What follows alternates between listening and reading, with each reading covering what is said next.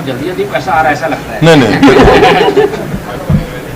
छत्तीसगढ़ में जो हमारी महत्वपूर्ण योजना गोधन न्याय योजना चल रही है, अब लगभग 11,000 ग्राम पंचायतों में से 9,000 ग्राम पंचायतों में हमारा गोठान का निर्माण स्वीकृत हो गया है, जिसमें 6,000 से अधिक गोठानों में अब ये सक्रिय करके हम लोगों ने गोबर खरीदी शुरू किया है।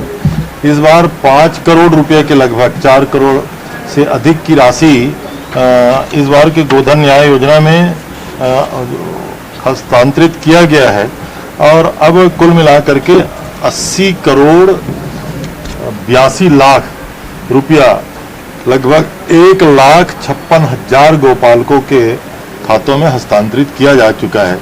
हरेली त्योहार के दिन से शुरू किया गया था और जो माननीय मुख्यमंत्री जी का कमिटमेंट था कि हर 15वें दिन का मतलब हर 15वें दिन किसी में भी चूक नहीं, इसमें कोई चूक नहीं, उनके खातों में दिया जा रहा है। तो आज एक बड़ा कार्यक्रम संपन्न हुआ। सबसे आज मंत्रिमंडल की बैठक हुई, इसमें कुछ महत्वपूर्ण निर्णय लिए गए। लघु वनोपज संघ द्वारा जो प्रोसेसिंग करके जो उत्पाद किया जाता है, जो हर्बल उत्पाद होते हैं जिसमें आयुर्वेदिक दवाई भी शामिल है, इसको अब भंडार क्रय नियम से बाहर शासकीय योजनाओं में खरीदी करने के लिए निर्णय लिया गया और लगभग इससे 13 लाख लघु वनोपज संग्राहकों को सीधा लाभ होगा। 139 वन धन और प्रसंस्करण केंद्र जो है उसके माध्यम से ये कार्य होता है। तो आज ये बहुत बड़ा निर्णय हुआ, ये सीधी खरीदी अब शासकीय विभागों में हम इसको कर सकेंगे।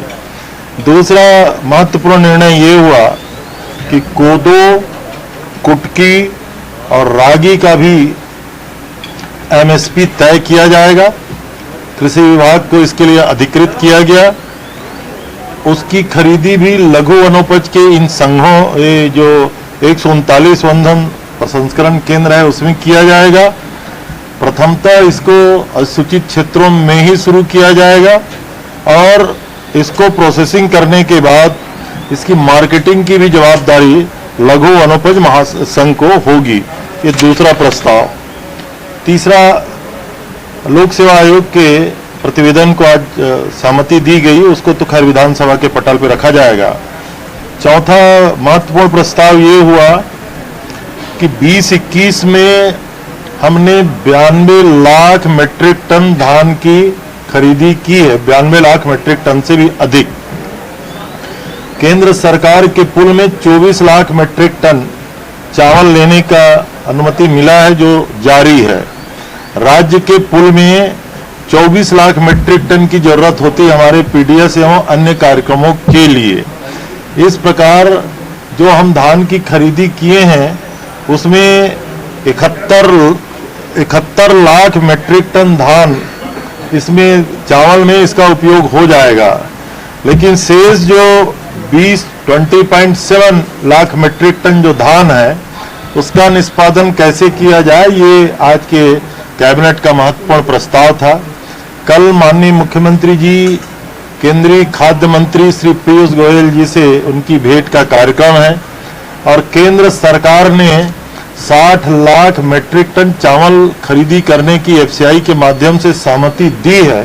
तो कल माननीय मुख्यमंत्री जी के चर्चा के बाद अगर ये सहमति में केंद्र सरकार आदेश जारी कर देंगे तो आने वाले समय में हमें कोई परेशानी नहीं होने वाली है। एक विकल्प ये है, अगर उसमें कोई बाधा उत्पन्न होगी, त्रुटि होगी, देर होगी, तो हम लोगों ने 2 विकल्प और खुले रखे हैं।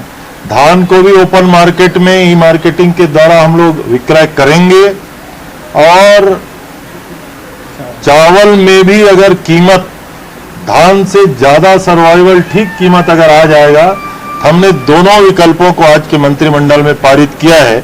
हम रखेंगे जिसमें सरकार को कम नुकसान हो। ब्रीडर से जो रेट मंगाएंगे, अभी धान का मंगाए हैं, चावल का भी मंगाएंगे और टोटल असेस करेंगे कि जिसमें कम नुकसान हो उसको हम लोग लागू करेंगे इस प्रदेश में। उसके बावजूद भी हमारी पहली प्राथमिकता केंद्र सरकार ने 60 लाख मीट्रिक टन की जो सहमति दी है, एफसीआई के माध्यम से उसको उठा ले।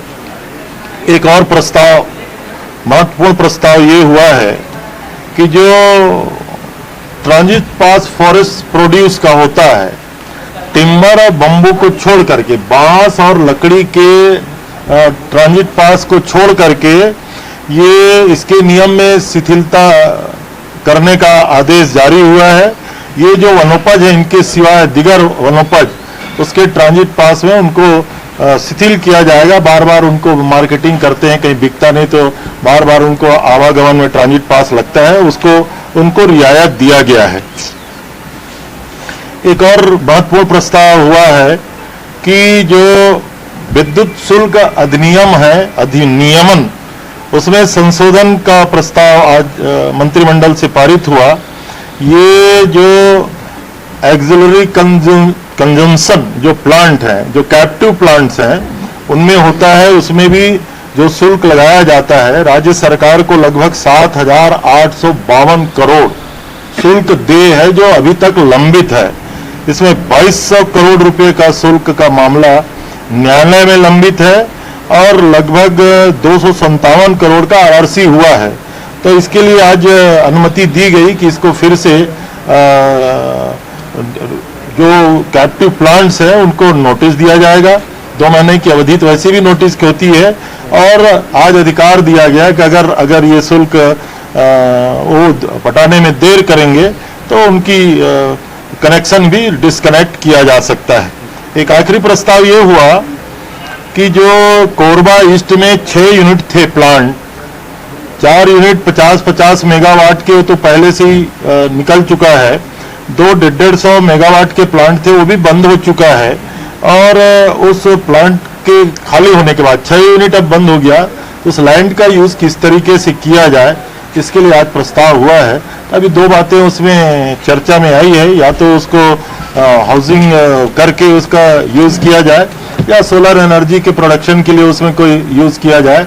तभी इसमें निर्णय नहीं हुआ है। तो इस प्रकार से आज के मंत्रिमंडल में इतनी सारी बातें आज पारित किया गया, प्रस्ताव पारित किया गया। मतलब ये धान के साथ साथ चावल की भी नीलामी प्रक्रिया निश्चित रूप से ये महत्वपूर्ण निर्णय है।